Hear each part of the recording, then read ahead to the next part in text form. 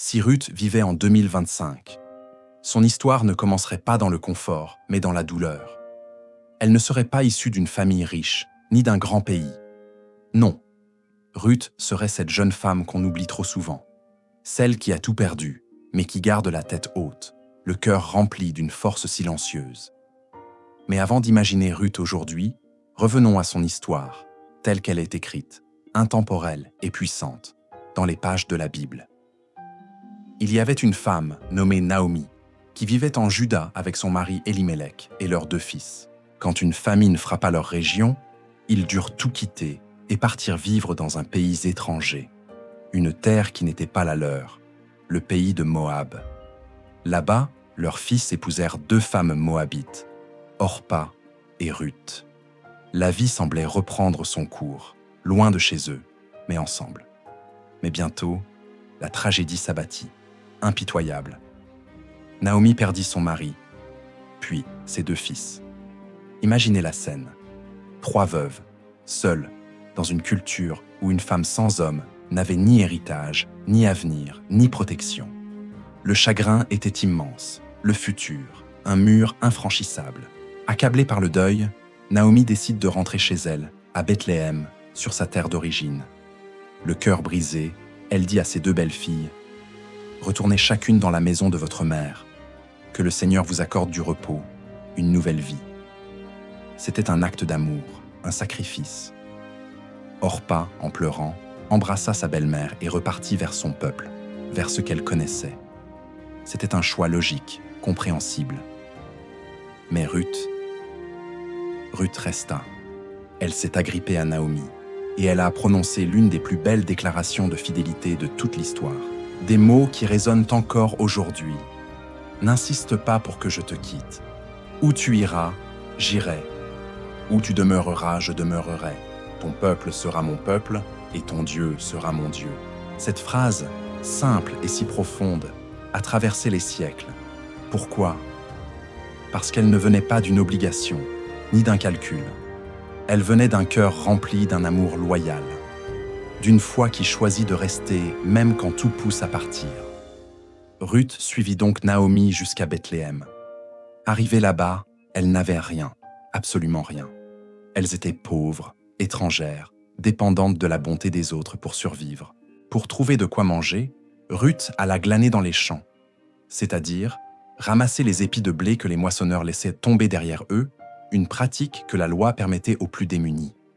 Et c'est là, dans ce champ de poussière et de labeur, que son destin bascula. Le propriétaire du terrain s'appelait Boaz.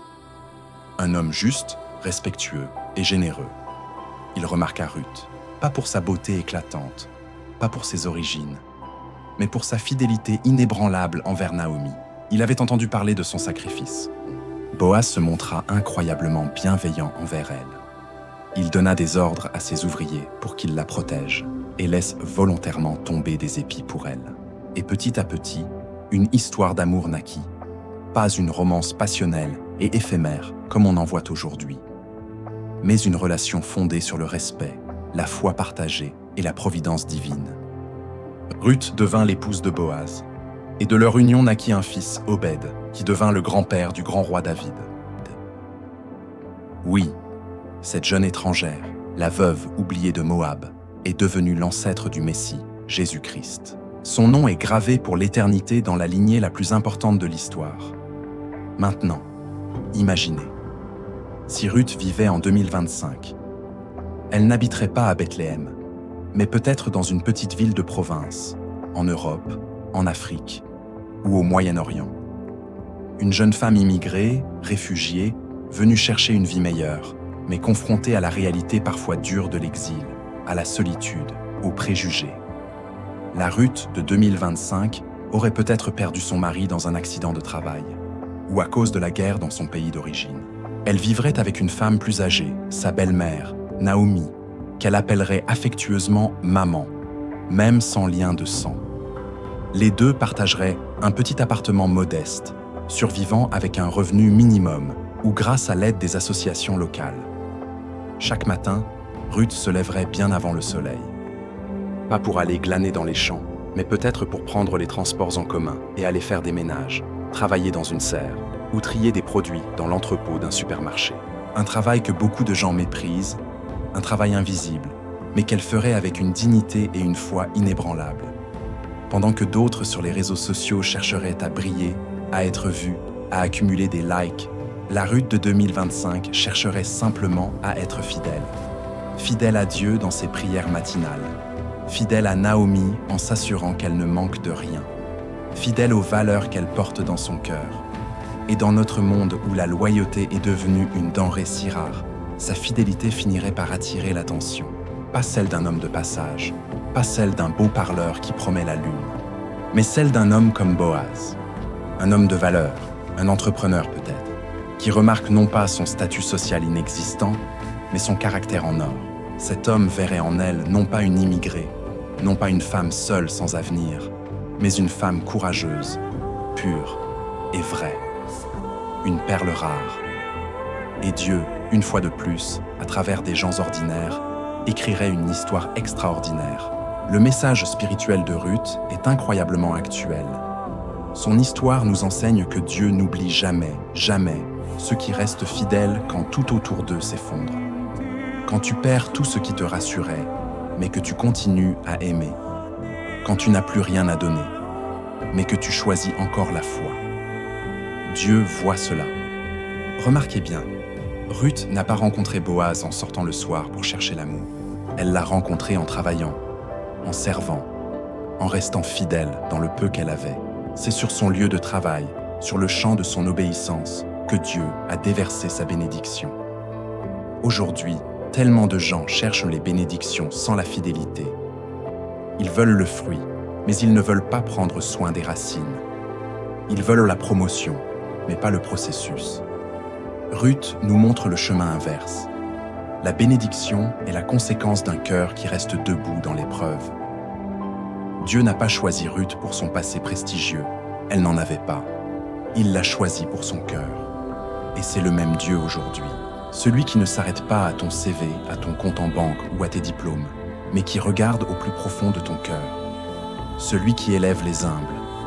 Celui qui a le pouvoir de transformer ta plus grande douleur en ta plus belle destinée.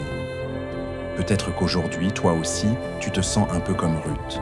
Tu traverses une saison de perte. Tu te sens seul, étranger, même dans ton propre pays.